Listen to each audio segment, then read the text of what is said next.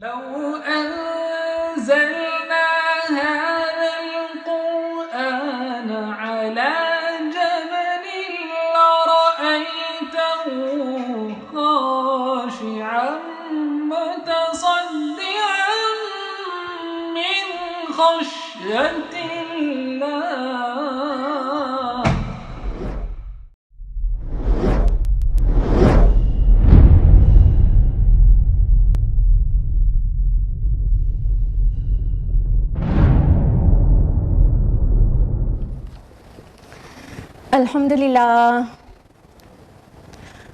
الحمدللہ رب العالمین والصلاة والسلام علی رسولہ الکریم وعلی آلہ واصحابہ اجمعین اما بعد واعوذ باللہ من الشیطان الرجیم بسم اللہ الرحمن الرحیم شہر رمضان الذی انزل فیہ القرآن ھدی للناس وبینات من الہدی والفرقان. بسم اللہ الرحمن الرحیم. رب اشرح لی صدری ویسر لی امری واحلل عقدۃ من لسانی یفقہوا قولی. میرے عزیز سامعات، درس قرآن مجید میں آپ کا تہہ دل سے خیر مقدم ہے. السلام علیکم ورحمۃ اللہ وبرکاتہ. کیسے ہیں آپ سبھی لوگ؟ الحمدللہ خیریت سے، عافیت کے ساتھ، خوشحال؟ الحمدللہ ثم الحمدللہ. اللہ تعالیٰ آپ کی خیریت اور عافیت میں مزید اضافہ کرے. اللہ تعالیٰ آپ سب کو بہت خوشحال رکھے. اللہ تعالیٰ بری نظر سے بچائے. اللہ پاک صراط مستقیم پر چلائے. اور اللہ تعالیٰ کرے کہ آپ اپنے رب کی محبوب بندیاں بن جائیں. اللہ آپ سے راضی ہو جائے اور آپ کو جنت الفردوس میں رسول اللہ صلی اللہ علیہ وسلم کی رفاقت میں جگہ میسر کرے. جزاکم اللہ خیرا کثیرا. تو ہم لوگ کیوں اکٹھا ہوتے ہیں؟ درس قرآن سنانے کے لیے. درس قرآن مجید میں کون سی سورہ چل رہی تھی؟ سورہ طٰہٰ. لاسٹ ویک ہم لوگوں نے سورہ طٰہٰ کی کس آیت تک مکمل کیا تھا؟ بولیے. 28 نا 28 اور 28 تک ہوئے تھے. کہاں سے؟ 15 سے. لاسٹ ویک ہم لوگوں نے سورہ طٰہٰ کی آیت نمبر 15 سے لے کے آیت نمبر 28 تک کی تفصیلات جانی تھی، اور آج ہم لوگ انشاءاللہ پورا تفصیل کے ساتھ آیت نمبر 29 آنورڈز جانیں گے. لیکن جیسا کی روایت ہے کہ ہم لوگ لاسٹ ویک کا ریویژن لیتے ہیں، تو لاسٹ ویک کے ریویژن کے لیے تیار ہو جائیے. جو لوگ نہیں آئے تھے ان کو بھی پتہ چل جائے گا، اور جو لوگ آ گئے تھے ان کے سب کانشیس مائنڈ سے کانشیس میں آ جائے گا انشاءاللہ. تو آیت نمبر 15 ہے اعوذ باللہ من الشیطان الرجیم بسم اللہ الرحمن الرحیم. ترجمے سے کام چلائیں گے نا. آیت نمبر 15 ہے بے شک قیامت آ کر رہے گی، میں اسے مخفی رکھوں گا تاکہ بدلہ دیا جائے ہر جان کو جو اس نے کوشش کی ہو.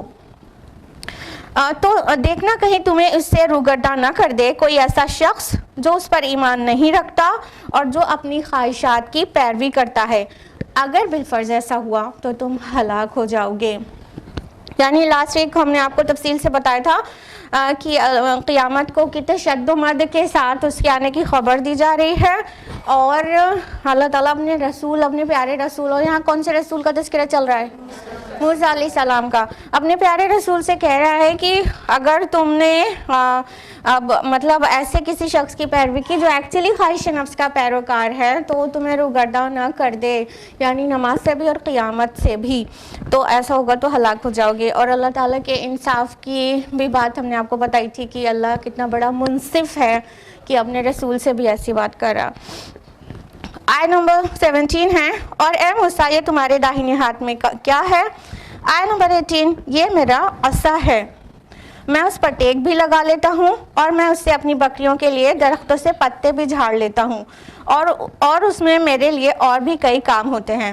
تو جب اللہ تعالیٰ نے موسیٰ علیہ السلام سے پوچھا کہ ان کا جو ہاتھ میں عصا تھا کہ اس میں یہ تمہارے دائیں ہاتھ میں کیا ہے، اور ہم لوگ جانتے ہیں کہ کئی بار ٹیچر جانتی رہتی ہے پھر بچوں سے پھر بھی کویشچن کرتی ہے نا, تو اس کا مقصد ہوتا ہے اٹینشن سیک کرنا.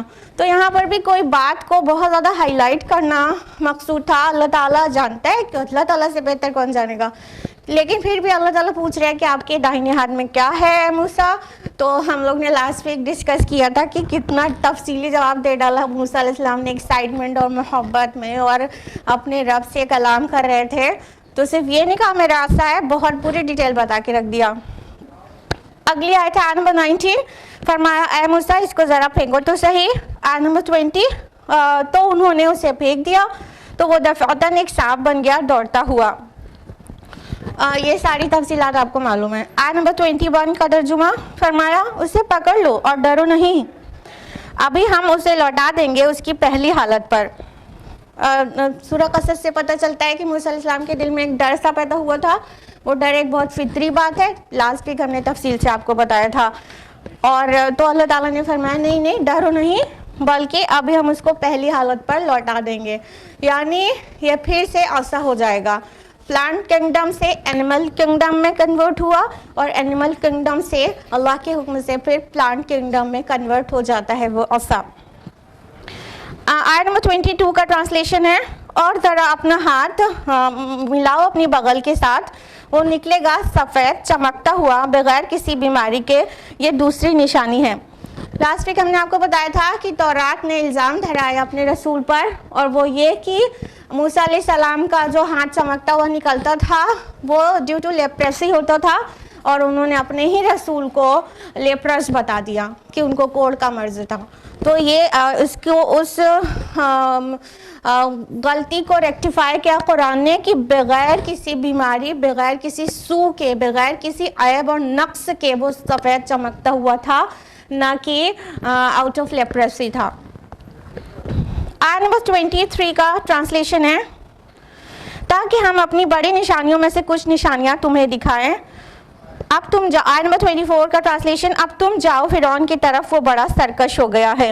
تو آپ لوگوں نے جانا یہ دو نشانیاں بڑی نشانیاں تھیں جو موسیٰ علیہ السلام کو دی گئی. نمبر 1 عصا, نمبر 2 ید بیضا.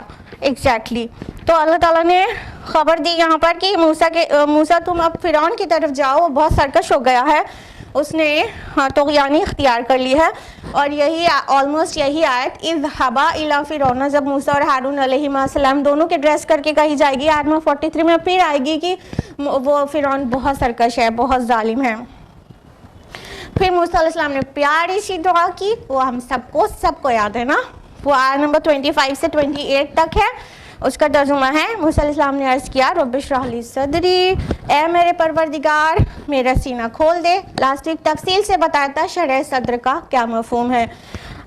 اس کے بعد اور میرے لیے اس کام کو آسان کر دے, اور ہم نے اس کی تفصیلات بھی آپ کو بتائی تھی.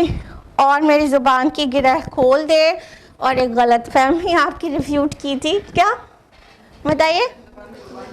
زبان میں موسیٰ علیہ السلام کی زبان میں لکنت نہیں تھی, بس وہ اپنے لیے فصیح اللسان وہ نہیں پا رہے تھے اپنے کو. اس بات کی دعا کی تھی کہ جیسے ہارون فصیح اللسان ہے ویسے ہی میری زبان کی بھی گرہیں کھول دے, میں بھی فصاحت کے ساتھ خطبہ دے سکوں.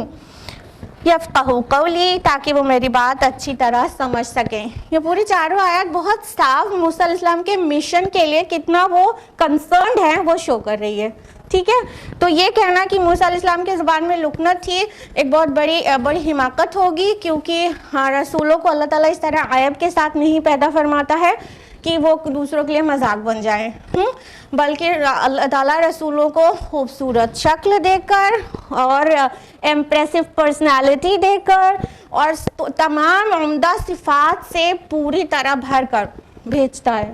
تو یہ غلط فہمی تھی جو کہ چلی آ رہی ہے کہاں سے, اسرائیلی روایات سے مفسرین نے اختیار کر لیا ہے, اور یہ چلتا چلا جا رہا ہے کہ لکنت تھی. وہاں پہ جب کہا کہ لیپریسی کی وجہ سے ہاتھ چمکتا تھا, جب قرآن نے اس کو واضح الفاظ میں ریکٹیفائی کر دیا تو اس کو سمجھ لیا لوگوں نے کہ لیپریسی نہیں تھی, لیکن اس کو نہیں سمجھ پائے تو اسرائیلی روایت کو صحیح سمجھ لیا, تو پھر کہہ دیا موسیٰ علیہ السلام کی زبان میں لکنت تھی. ہی واز اے اسٹیمرر, جو کہ ایک بہت بڑی حماقت ہے ایسا سوچنا بھی. اب ہم لوگ تفصیل سے جانیں گے آیت نمبر 29 آنورڈز. اعوذ باللہ من الشیطان الرجیم بسم اللہ الرحمن الرحیم. موسیٰ علیہ السلام کی دعا، ان کا سوال کنٹینیوڈ ہے. وَاجْعَلْ لِي وَزِيرًا مِّنْ أَهْلِي، اور میرے لیے ایک وزیر بھی بنا دے میرے خاندان میں سے. ہارون اخشدد بہ ازری، میرے بھائی ہارون کو اس کے ذریعے سے میری کمر کو مضبوط کر دے. اب اگلی آیت بھی کر لیتے ہیں ریسائٹ. آیت نمبر 32. وَأَشْرِكْهُ فِي أَمْرِي، اور اسے میرے اس کام کا شریک بنا دے. اب یہ پہلے تو موسیٰ علیہ السلام نے اپنے مشن کے لیے اپنی فصاحت کے لیے دعا کر ڈالی، اور اپنی مشن کو ان کے لیے آسان ہو جائے اس کے لیے دعا کی، اور پھر ایک سپورٹر بھی مانگا، ایک ہیلپر مانگا. کس کو؟ اپنے بھائی ہارون علیہ السلام کو. دھیان رہے کہ ہارون علیہ السلام کو موسیٰ علیہ السلام نے سپورٹر مانگا تھا. اس کی کئی وجوہات ہیں. ایک تو یہ دیکھ رہے ہیں آپ لوگ کہ سورہ قصص میں جس تفصیل سے بھی آئے گا کہ موسیٰ علیہ السلام اتنے فصیح اللسان نہیں تھے جتنے ہارون علیہ السلام تھے. اور یہ بات تورات میں بھی بہت ہی شد و مد کے ساتھ آئی ہے کہ جو ہارون علیہ السلام تھے وہ بہت زیادہ مطلب عمدہ خطیب تھے، اور وہ ایک ڈائنامک اوریٹر تھے. تو موسیٰ علیہ السلام نے ان کو اس لیے بھی ہیلپ میں لیا کیونکہ وہ بہت زیادہ اچھا بول پاتے تھے. اچھا بولنا ان دا سینس کہ کچھ لوگوں کے اندر کچھ کوالٹی ہوتی ہے کہ وہ اپنی تھاٹس کو بہت عمدگی کے ساتھ ایکسپریس کر پاتے ہیں، لیکن سب کے اندر نہیں ہوتی. ایکسٹروورٹس جو ہوتے ہیں وہ بہت زیادہ کامیاب ہوتے ہیں اس کام میں کہ اپنی تھاٹس کو بہت اچھا ایکسپریس کر پائیں، لیکن انٹروورٹ ٹائپ کی پرسنالٹی کے لوگ اپنی تھاٹس کو بہت اچھا ایکسپریس کئی بار نہیں کر پاتے ہیں. ایسا آلویز نہیں ہے، لیکن کئی بار نہیں کر پاتے ہیں. اور ایسا بھی ممکن ہے کہ کچھ ایکسٹروورٹس بھی اپنی تھاٹس کو بہت اچھا ایکسپریس نہیں کر پائیں، ایسا بھی ممکن ہے. ٹھیک ہے، اور جو ایمبی ورٹ ہے تو پھر کیا ہی کہنا. تو ہم کیا کہہ رہے تھے کہ موسیٰ علیہ السلام نے ہارون علیہ السلام کو اپنے ہیلپ میں مانگا کہ ایک تو وہ بہت ڈائنامک اوریٹر ہیں، اور ساتھ میں ایک بہت بڑے سرکش بادشاہ کے سامنے جانا تھا. تو ایک بہت چیلنجنگ کام تھا. تو ایک چھوٹا سا بچہ بھی سپورٹ میں ہو جائے تو ایسا لگتا ہے کہ کچھ ہیلپ ہو گئی، رائٹ. تو موسیٰ علیہ السلام نے ہارون علیہ السلام کا سپورٹ مانگا، اللہ تعالیٰ سے دعا کیا. اس میں کئی چیزیں سمجھنے کی ہیں. ایک تو بہت بڑا پازیٹیو پہلو یہ ہے اس کا کہ دیکھیے شان نبوت دیکھیے کہ اللہ تعالیٰ نے ابھی رسول ڈکلیئر کیا ہے موسیٰ علیہ السلام کو، اور جب بہت اونچا عہدہ دیا جاتا ہے تو بہت سارے اختیارات دیے جاتے ہیں. ہاں، تو موسیٰ علیہ السلام کو اختیارات بھی دینے والے ہیں اور دے ہی رہے ہیں. اللہ تعالیٰ بھی معجزات دو عطا کر دیا اس سے پہلے کی کنورسیشن میں. آپ شان رسالت دیکھیے، کردار کی عمدگی، اور حیرانی والی بات دیکھیے کہ وہ اسی کے آلموسٹ ایکویویلنٹ پوسٹ پہ ایک کو اور مانگ رہے ہیں. جبکہ جو دنیا دار لوگ ہوتے ہیں وہ اپنے اختیارات میں کسی کو بھی شیئر کرانا پسند نہیں کرتے. یہ سنو، جو لوگ دنیا داری چاہتے ہیں ان کو کوئی پورٹ فولیو مل جائے، کوئی پوسٹ مل جائے شاندار سی، تو وہ چاہیں گے اس کے ساتھ جو اختیارات ہیں تو وہ سب وہ اکیلے ہضم کیے رہیں اور کسی کے ساتھ بھی شیئر نہیں کریں. لیکن موسیٰ علیہ السلام نے ایسے نہیں سوچا.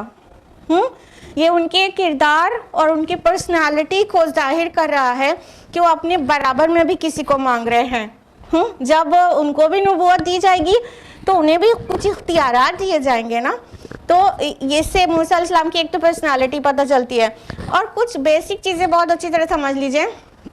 قرآن نے واضح کیا ہے کہ ہارون علیہ السلام بھی نبی تھے، اور تورات کا بیان ہے کہ وہ ہارون علیہ السلام موسیٰ علیہ السلام سے 3 سال بڑے تھے.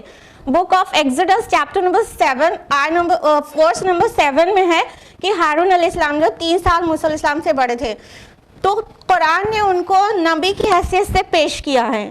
لیکن آپ تورات کا بیان دیکھیں گے book of Exodus chapter number 4 verse number 14 to 16 میں، تو آپ کو پتہ چلے گا اور بھی کئی مقامات پر کہ ہارون علیہ السلام کو شریک نبوت نہیں دکھایا گیا ہے تورات میں، بلکہ ان کی حیثیت ایک ترجمان کسی ہے، ایک نائب، ایک ریپرزنٹیٹیو، ایک ہیلپر، ایک کمفرٹر جیسی ہے بس۔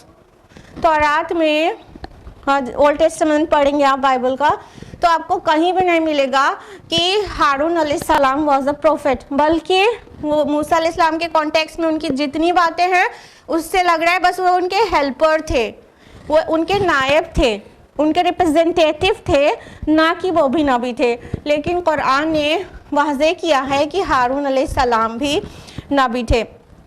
تو ہم اب یہاں پہ ایک بات اور غلط فہمی نہیں ہونی چاہیے کہ اگر موسیٰ علیہ السلام کہہ رہے ہیں کہ میرے بھائی کو اور من اہلی، میرے خاندان میں سے میرا ہیلپر بنا دیجئے، تو غلط فہمی غلطی سے بھی نہیں ہونی چاہیے کہ یہ خاندانی عصبیت ہے کہ ہمارا اپنا بن جائے اور باقی نہیں بنے، ایسا بالکل بھی نہیں ہے۔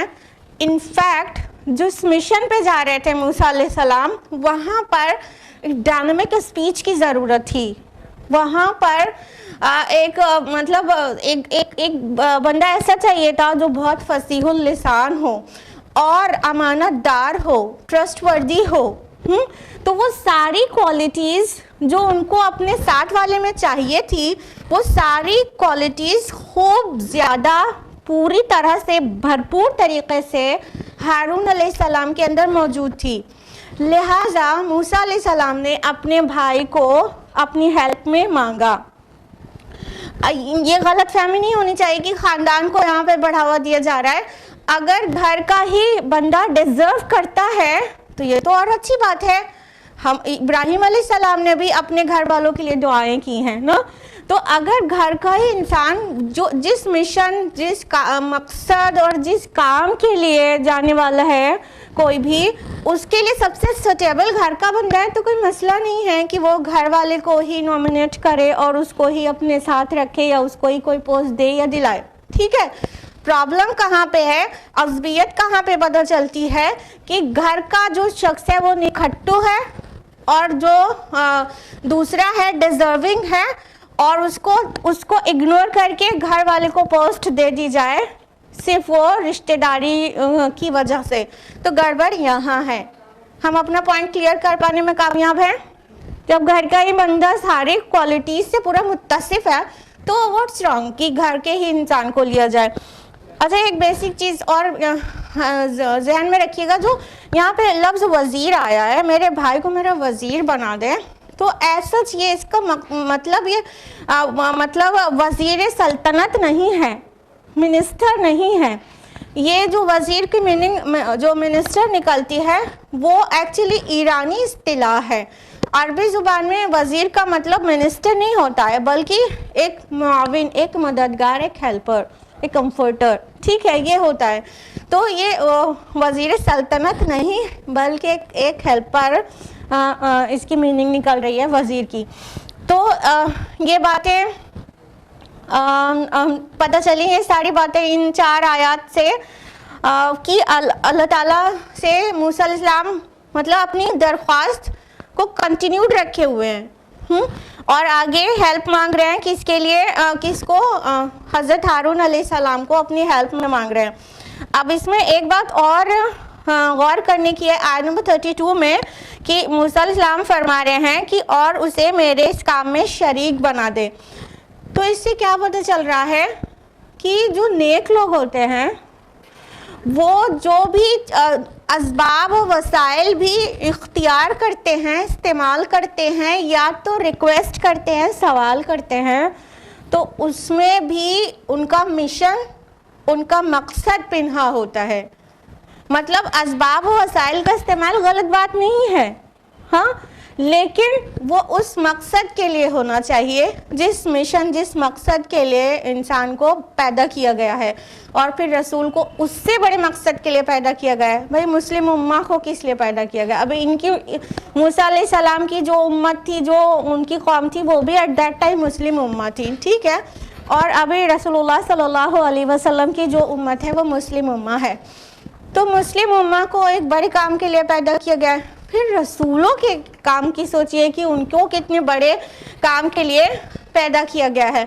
تو اگر کسی اسباب و وسائل کا استعمال کے پیچھے مقصد استعانت فی الدین ہے، دین کی مدد کرنا ہے، نصرت اس لیے چاہیے کہ دین کی نصرت ہو سکے، تو یہ اپریشیبل بات ہے، یہ ہونی چاہیے، اسباب و وسائل کا استعمال ہونا چاہیے۔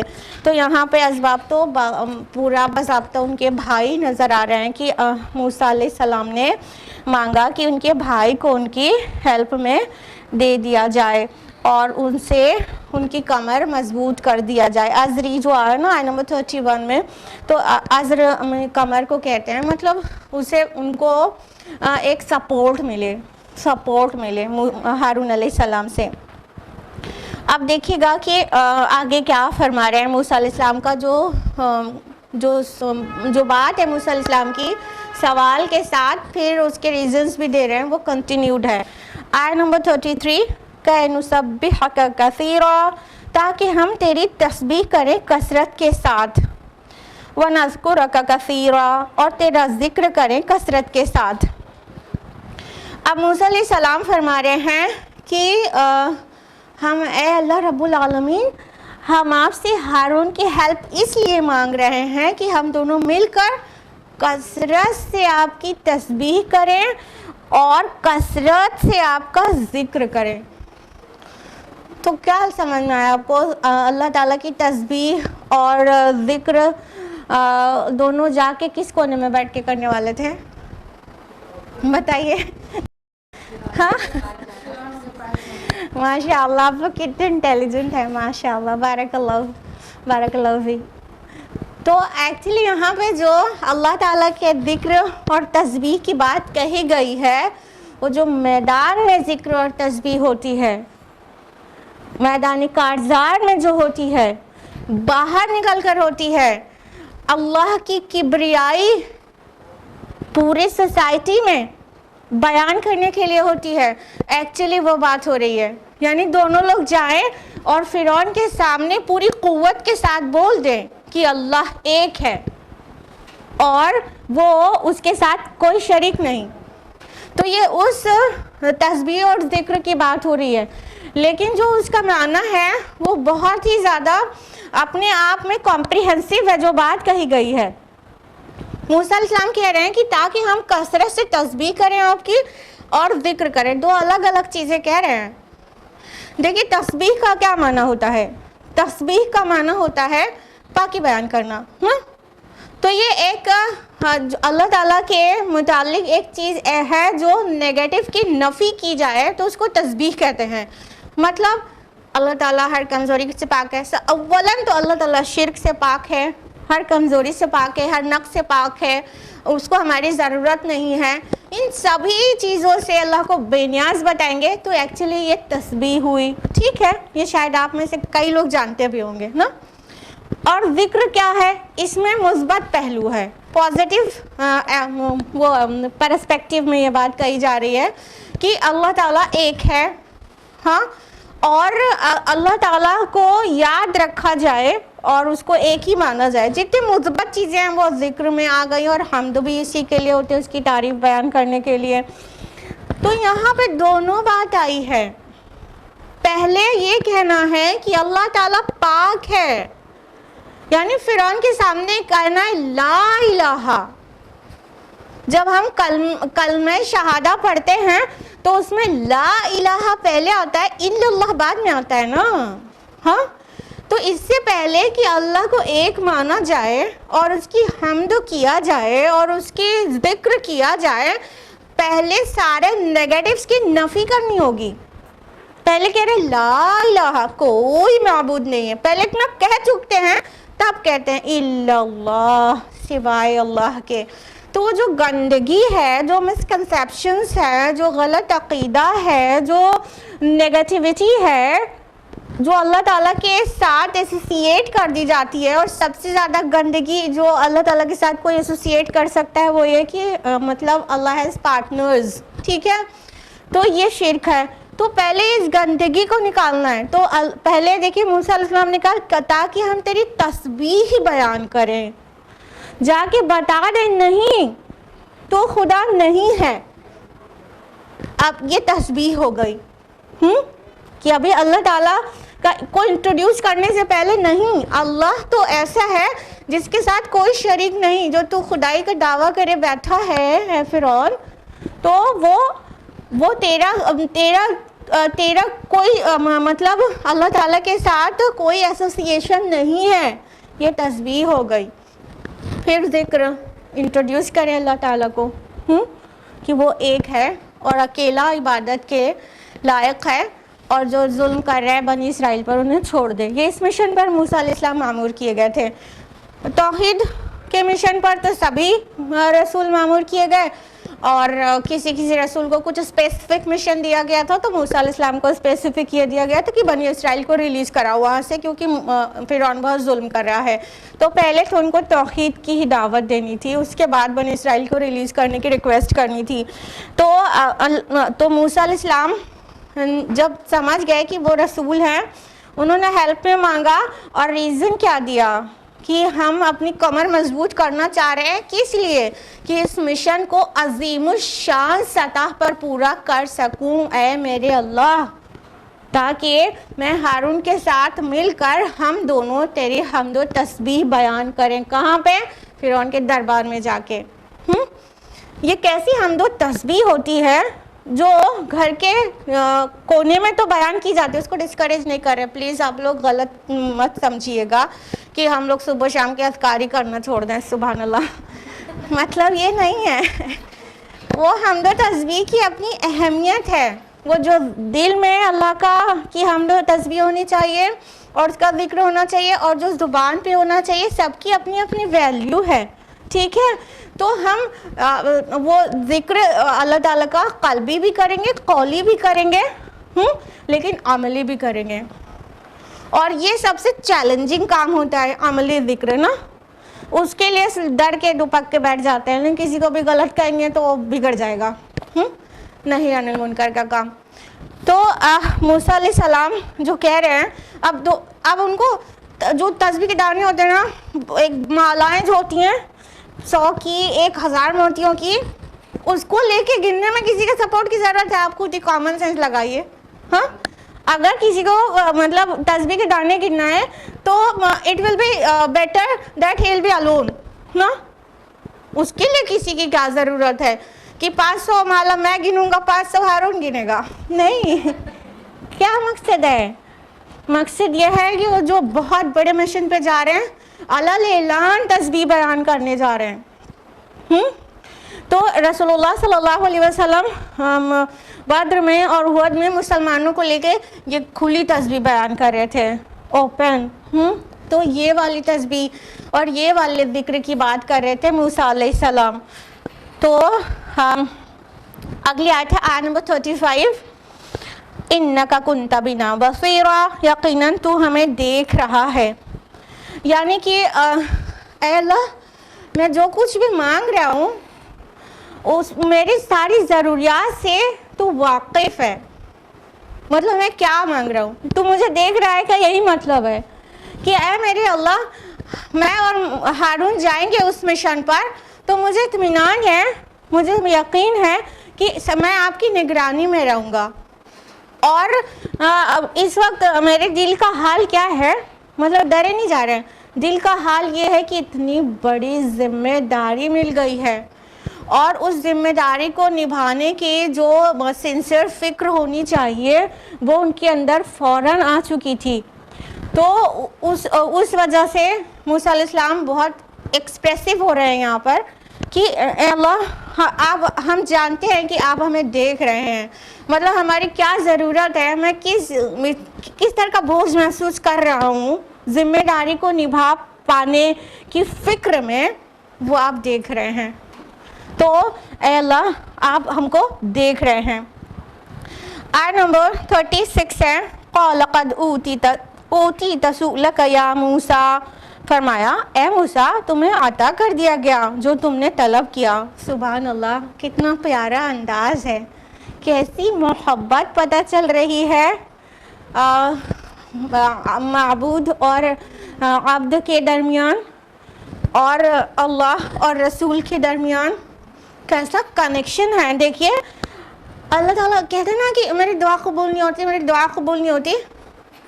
دیکھو ایک بندہ ایسا بھی ہے جس سے بائی مسٹیک جو ہے قتل ہو گیا تھا، قتلی خطا تھا، ہو گیا تھا، لیکن وہ اپنے رب کا اتنا بلوڈ ہے کہ وہ جو کچھ کہتا جا رہا ہے.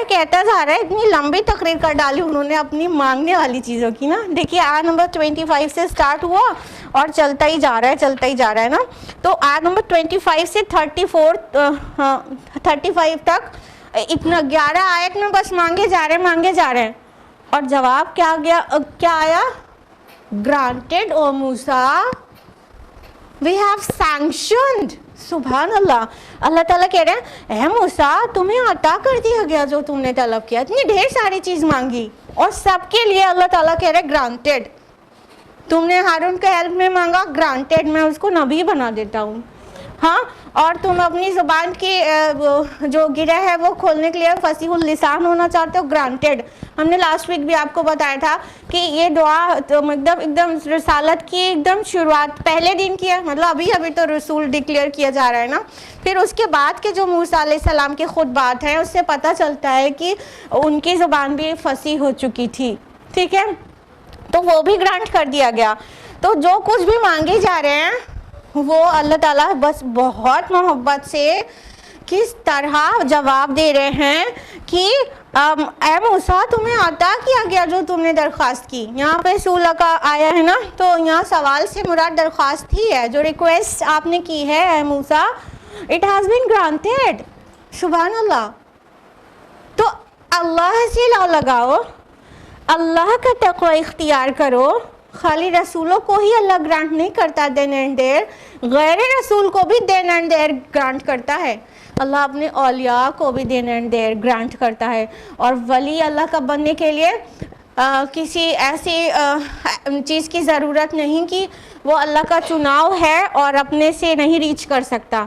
رسالت اور نبوت وہ پوزیشن ہے جو اللہ کا چناؤ ہوتی ہے، اپنے سے کوئی نہیں وہ ہائٹ ریچ کر سکتا. لیکن ولایت تک کوئی بھی اپنے اعمال سے پہنچ سکتا ہے. اور جو اللہ کا ولی ہو جائے، اللہ کا دوست ہو جائے، اللہ کا یار ہو جائے، تو پھر کیا ہے، وہ جو بھی مانگتا ہے اللہ دین اینڈ دیر گرانٹ کرتا ہے. تو نہ صرف موسیٰ علیہ السلام کو اللہ تعالیٰ جو مانگا انہوں نے دیا، بلکہ غیر نبی کو بھی اللہ تعالیٰ جو ان کے بلوڈ بندے ہوتے ہیں اللہ تعالیٰ دیتا ہے. وَلَقَدْ مَنَنَّا عَلَيْكَ مَرَّةً أُخْرَىٰ، اور ہم تو تم پر احسان کر چکے ہیں ایک مرتبہ پہلے بھی. اِذْ أَوْحَيْنَا إِلَىٰ أُمِّكَ مَا يُوحَىٰ، جب ہم نے تمہاری والدہ کی طرف وحی کی تھی جو اب وحی تمہیں کی جا رہی ہے. اب اللہ سبحانہ تعالیٰ نے نہ صرف یہ خوشخبری سنا دی کہ اے موسیٰ ہم نے تو تمہارے سارے سوالات، تمہارے سارے ریکویسٹ کو گرانٹ کر دیا، بلکہ موسیٰ علیہ السلام کے اوپر اللہ تعالیٰ نے اور کتنے احسانات کیے ہیں اس سے پہلے جو اللہ تعالیٰ نے وحی کے ذریعے انہیں نہیں بتائے تھے، مگر ان کو اپنی والدہ کے ذریعے پتہ ہوگا اس پہلو سے، انسانوں والے پہلو سے. ٹھیک ہے، تو اللہ تعالیٰ اب ان احسانات کو یاد دلا رہے ہیں. یعنی اس میں بھی ایک محبت اور شفقت کا بڑا عجیب پہلو ہے. مطلب تھوڑا سا محسوس کیجئے کہ موسیٰ علیہ السلام بہت ساری چیز مانگتے چلے جا رہے ہیں، اور اللہ تعالیٰ کا پھر جواب آیا ٹھیک ہے موسیٰ گرانٹیڈ. اور پھر اللہ تعالیٰ اس کو کنٹینیو اب خود اللہ تعالیٰ کر رہے ہیں. کیا کہہ رہے ہیں اللہ سبحانہ تعالیٰ کہ موسیٰ کیوں نہیں ہم تمہیں گرانٹ کریں گے جو تم آج مانگ رہے ہو؟ یہ تو سب مشنری باتیں ہیں. ہم نے تو تمہیں اس سے پہلے بھی بہت ساری بلیسنگز ہم نے کر رکھی ہے، تو اب تم سنو کہ ہم نے اس کے پہلے تمہارے اوپر کیا کیا بلیسنگز کر رکھی ہے. تو اب سب سے پہلی بات کون سی؟ جب ہم نے تمہاری والدہ کی طرف وحی کی تھی جو وحی تمہیں کی جا رہی ہے. کون سی وحی کی تھی اور وحی کا کیا معنی ہے؟ کیا وحی صرف رسولوں کو کی جاتی ہے اور غیر نبی کو نہیں کی جاتی؟ کچھ پتہ ہے آپ لوگوں کو اس کے متعلق؟ ہاں کہ نہیں؟ نہیں پتہ تو بتا دیجئے. ہاں پتہ ہے غیر نبی کو وحی کی جاتی ہے؟ کی جاتی ہے. ہاں بالکل صحیح. القاء یا الہام والی صورت میں جو وحی ہے وہ غیر نبی کو بھی کی جاتی ہے. اللہ تعالیٰ بات دل میں القاء کر دیتا ہے، الہام کر دیتا ہے غیر نبی کو، اور باقی رسولوں کی شان یہ ہے کہ ان کے پاس وحی جلی آتی ہے.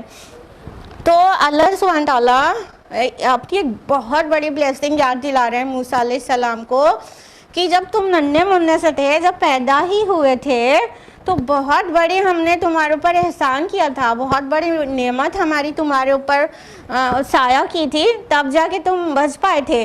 اور وہ کیا تھا کہ تمہاری والدہ کے اندر ہم نے وحی کر دی تھی. اب وہ وحی کیا تھی، یعنی وہ القاء یا الہام کیا تھا، وہ دیکھیے آیت نمبر 39 میں آگے آ رہا ہے. ان اقذفیہ فی التابوت فاقذفیہ فی الیم، کہ اس کو ایک صندوق میں بند کرو پھر اسے دریا میں ڈال دو.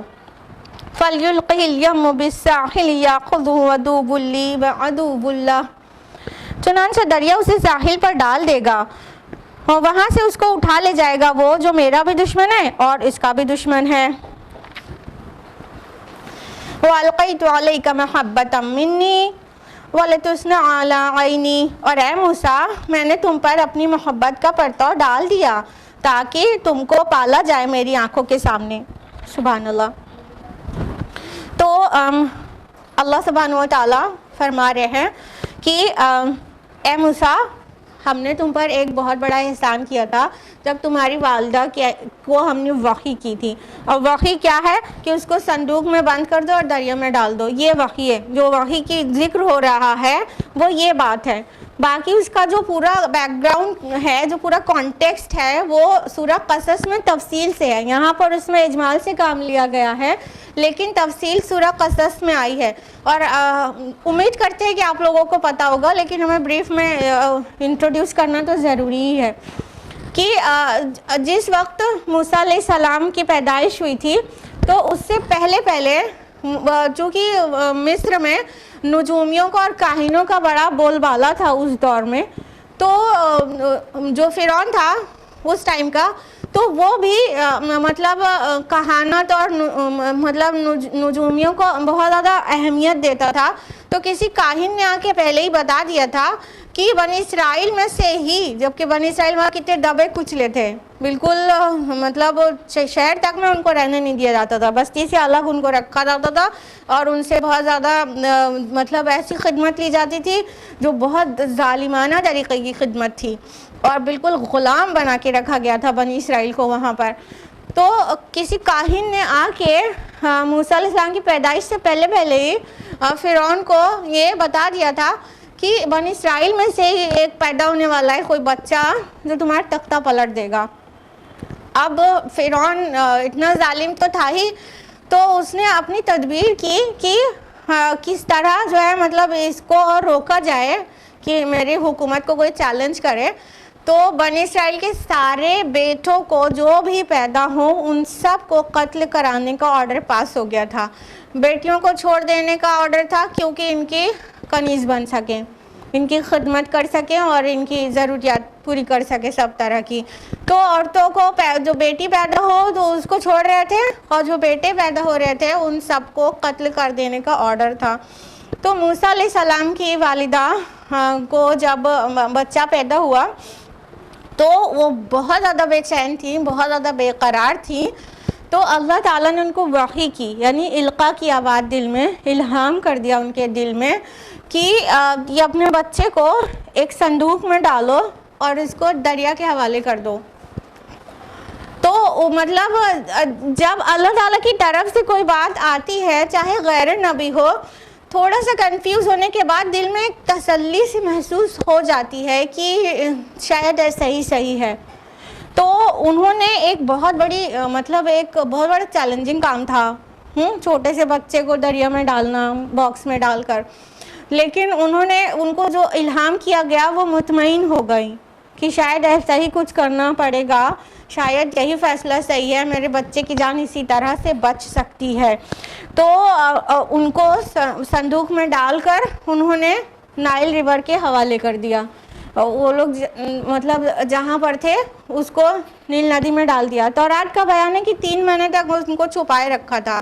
تورات کی مانے تو 3 महीने तक छुपा छुपा के रख रही थी, लेकिन जब रिस्क बहुत ज़्यादा बढ़ गया तो फिर इस तरह का स्टेप लिया था। कुरान ने ड्यूरेशन नहीं बयान किया है कि वो कितने देर तक पास थे माँ के, बल्कि बस यही बयान किया है कि अल्लाह ताला ने उनको वही की कि बस ऐसा कर दो, एक बॉक्स में डालकर नाइल रिवर के हवाले कर दो।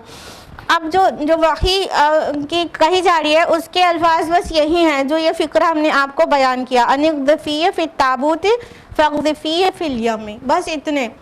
उसके बाद आगे कहा जा रहा है, वो अल्लाह ताला बयान कर रहा है कि चुनांचे दरिया उसे साहिल पर डाल देगा और वहाँ उसको उठा ले जाएगा वो जो मेरा भी दुश्मन है और इसका भी, यानी बच्चे का, बेबी मूसा अलैहिस्सलाम का। तो अल्लाह ताला आगे फरमा रहे हैं कि दरिया उसे साहिल पे डाल देगा। तो अब ये अल्लाह ताला ने हुक्म दिया दरिया को, नील दरिया को हुक्म दिया कि इसको ले जाकर साहिल पे डालो। और कहाँ पे डालो? पूरी स्टोरी तौरात में बयान हुई है, book of exodus chapter number 2 verse number 2 to 6 कि मतलब मूसा अलैहिस्सलाम की माँ ने 3 महीने तक छुपाए रखा और फिर उसको मतलब तीली के टोकरे में रख कर और नाइल रिवर के हवाले कर दिया। और फिर वो एक स्ट्रीम महल से होकर गुजरती थी। वहाँ एक बयान बहुत गलत है, वो ये कि फ़िरऔन की बेटी ने देखा और उसको ले गई। कुरान ने वाज़ेह किया है कि फ़िरऔन की बीवी थी, तो तौरात ने हर जगह फ़िरऔन की बेटी मेंशन किया है और कुरान ने उसको रेक्टिफाई कर दिया कि वो फ़िरऔन की बेटी नहीं, फ़िरऔन की बीवी थी। तो वो नाइल रिवर की एक स्ट्रीम या नाइल रिवर ही महल के करीब से गुजरती थी। तो वहाँ पर अल्लाह ताला ने हुक्म दिया दरिया को कि उस किनारे पर जहाँ पे फ़िरऔन की बीवी घूमने के लिए आती है और मुमकिन है उसका शौहर फ़िरऔन भी उसके साथ ही हो, जहाँ पर वो टहलने के लिए आते हैं, वहाँ पर जाकर उसे किनारे पे डाल दे। मतलब वो बहते नहीं चले जा रहे थे, वो किनारे पर आकर वो बॉक्स जो मुमकिन है तीलियों से बना हो क्योंकि हल्का रहेगा तो वही फ्लो करेगा, तो वो बॉक्स, वो जो संदूक, कुरान ने ताबूत लफ्ज़ इस्तेमाल किया है, तो वो जो भी बॉक्स था वो साहिल पर जाकर रुक गया था। तो उसको अल्लाह ताला ने आगे फरमाया कि उसको उठा लेगा वो जो मेरा भी दुश्मन है और इसका भी, यानी बच्चे का। तो अल्लाह ताला ने फ़िरऔन का अपना दुश्मन क्यों कहा? क्योंकि वो खुदाई का दावा करके बैठा था। इससे बड़ा दुश्मन कौन होगा जो खुद ही खुदा बनने का दावा करके बैठा है। आपको बताया था कि वो सूर्य का अवतार था, माना जाता था, और सूर्य देवता है माज़अल्लाह, ठीक। तो वो अपने आप को खुदा का अवतार बना के बैठा था और खुदा बना के बैठा था। तो अल्लाह ताला का बहुत बड़ा दुश्मन था भाई, कि अल्लाह ताला की बनाई पूरी कायनात है और वो जो है अपनी खुदाई चला रहा है वहाँ। तो वो अल्लाह ताला का बहुत बड़ा दुश्मन था। और बेबी मूसा अलैहिस्सलाम का क्यों दुश्मन था? मार डाल रहा था। बनी इसराइल के मुतालिक जो खबर मिली कि उसका तख्त ताज छिन जाएगा, तो पूरे बनी इसराइल के बच्चों ही से उसको दुश्मनी हो गई, मारे डाल रहा था। वैसे भी बकिया बनी इसराइल को भी बहुत ज़्यादा जुल्म सितम से मतलब उनके साथ उसका ट्रीटमेंट था, तो उनके साथ तो जुल्म कर ही रहा था, यहाँ तो कत्लेआम कर रहा था बच्चों का। तो वो मूसा अलैहिस्सलाम का भी खुला दुश्मन था। आगे अल्लाह सुब्हान ताला ने फरमाया कि ए मूसा, मैंने तुम पर अपनी मोहब्बत का परतव डाल दिया ताकि तुमको पाला जाए मेरी आंखों के सामने। सुभान अल्लाह। अब ये अल्लाह ताला का प्लान था कि मूसा अलैहिस्सलाम जिस बॉक्स में हैं वो बहता हुआ जाए और उस साहिल पर रुके जहाँ पर से फ़िरऔन की बीवी आसिया टहलने के लिए आती है और उसकी नज़र पड़े और वो देखे। तो उसने देखा इनफैक्ट, और अल्लाह ताला ने एक मज़ीद फ़ज़ल किया मूसा अलैहिस्सलाम पर, वो ये कि अपनी मोहब्बत का परतव उनके ऊपर डाल दिया, यानी उतना खूबसूरत बना दिया। पहली बात तो सभी बच्चे मोहिनी सूरत के होते हैं, लेकिन जो और ज़्यादा बहुत ज़्यादा मोहिनी सूरत का हो तो किसका दिल नहीं पसीजेगा कि दरिया में बहता हुआ अगर एक बच्चा है तो जालिम से जालिम होगा, दिल तो उसका वही, मतलब उसकी कार्डियोलॉजी तो वही होगी ना। पत्थर तो उसके अंदर रखा नहीं होगा, तो इंसान ही तो था फिरौन भी, तो उसका भी दिल पिघल जाए। इतनी मोहब्बत बना दी अल्लाह ताला ने मूसा अलैहिस्सलाम की कि मुमकिन है दोनों शौहर बीवी फिरौन और आसिया वहाँ से गुजर रहे थे और वो बॉक्स को जब उठाते हैं तो देखते हैं कि इतना प्यारा बच्चा, और ये ध्यान रहे कि वो उनको क्लियर था कि ये बनी इसराइल का बच्चा है, क्योंकि किप्ती जैसे उनके चेहरा मोहरा नहीं था, वो देख रहे थे बनी इसराइल का बच्चा है, और बाकी कॉन्टेक्स्ट भी उनको अपने आप समझ में आ गया होगा कि किसी इसराइली ने डर के मारे इसको दरिया में डाल दिया है ताकि मतलब वो कत्ल ना किया जाए। वो अपने आप, वो भी उनके लिए अंडरस्टूड रहा होगा कि किसी इसराइली ने ऐसा किया है कलेजे पे पत्थर रखकर, तो वो सब कुछ समझ गए थे इनफैक्ट दोनों मियाँ बीवी। तो अल्लाह ताला ने उनको इतना ज़्यादा खूबसूरत, इतना ज़्यादा और ज़्यादा खूबसूरत बना दिया, एकदम जाज़बियत उनके चेहरे पे डाल दी। तो जब आसिया ने देखा तो जो आपने पढ़ा ही होगा सूरह क़सस सूरह नंबर 28 आयत नंबर 9 में, तो आसिया ने कहा कि अरे ये तो मेरे और तुम्हारे आंखों की ठंडक है, इसको मत कत्ल करो, क्या पता ये हमारे काम आए, या तो हम इसे अपना बेटा ही बना लें। उनके घर औलाद नहीं थी।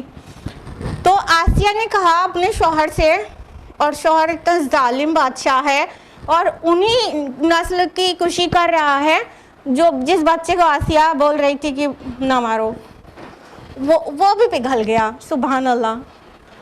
अब हम यहाँ पे एक पॉइंट और रेस करना चाहते हैं कि आप गलती से भी ना कहा करिए आपके शौहर पर आपका कोई असर ही नहीं होता। हाँ, वो मेरी सुनते कहाँ हैं, उनके ऊपर तो मेरी कोई बात का असर ही नहीं होता। आप देखिए फिरौन जैसे जालिम बादशाह के ऊपर भी बीवी का असर क्या हुआ। बीवी ने कहा कि कितना प्यारा है, ये तो मेरी और तुम्हारी आंखों की ठंडक है, इसे मत कत्ल करो। मान लिया। उधर अल्लाह ताला का प्लान था ही कि ये सब कुछ हो जाए ना, वो पूरा स्टोरी इसी तरह डिज़ाइन की अल्लाह पाक ने। हाँ, इतने प्यारे से मूसा अलैहिस्सलाम लग रहे थे कि बीवी की ऐसी दरख्वास्त मान ली जिस तख्त और ताज की वजह से डरा बैठा था और सबको मारे डाल रहा था, फिर भी उसी में से एक बच्चे को रोक लिया। तो ये अल्लाह ताला का प्लान था। और उसने क्या प्लान किया था कि मतलब वो बचा लेगा अपने तख्त और ताज को। अब यहाँ पे आगे फरमाया इस आयत में लितुस्ना अला आईनी, ताकि तुमको पाला जाए मेरी आंखों के सामने।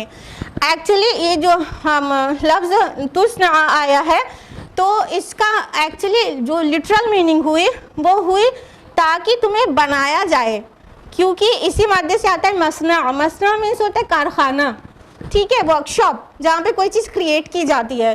तो ये इसका तर्जुमा ऐसे बन रहा है कि वो हम है मूसा, हम चाहते हैं कि वो जो शाही महल के कारखाने में तुमको पाल के बड़ा किया जाए, वही तुम्हारा जो है परवरिश का कारखाना बन जाए, शाही महल जहाँ से इतना जालिमाना ऑर्डर पास हो गया है, वही तुम्हारी परवरिश और तरबियत का कारखाना बन जाए। तुम वहाँ से बन के निकलो, तुम्हारा फ्लैश एंड बोन्स वहाँ से परवान चढ़े। सुभान अल्लाह, ये अल्लाह ताला का प्लान था। और बाइबल के बयान में भी यानी तौरात में भी है कि मूसा अलैहिस्सलाम की बहुत सी खूबसूरत सी शक्ल थी। Book of exodus chapter number 2 verse number 2 में और book of Hebrews chapter number 11 verse number 23 में। इन सभी वर्सेस से भी पता चलता है कि वो बहुत खूबसूरत से बच्चे थे। आयत नंबर 40 ऑनवर्ड्स हम लोग नेक्स्ट वीक करेंगे इंशाल्लाह। बहुत लंबी आया है आयत नंबर 40, तो आज हम लोग यहीं पर रुकेंगे आयत नंबर 39 तक। इंशाल्लाह आयत नंबर 40 ऑनवर्ड्स हम लोग नेक्स्ट वीक जानेंगे। आज के लिए इतना ही। अल्लाह सुब्हान तआला हम सबको कुरान मजीद पढ़ने, समझने, गौर व फिक्र करने, गौताज़नी करने, मुकम्मल अमल करने, सोसाइटी पर कायम करने और सब तक पहुँचाने की तौफीक अता फरमाए। आमीन। व आखिर दावाना अनिल हम्दुलिल्लाहि रब्बिल आलमीन। वस्सलामु अलैकुम व रहमतुल्लाहि व बरकातुहू।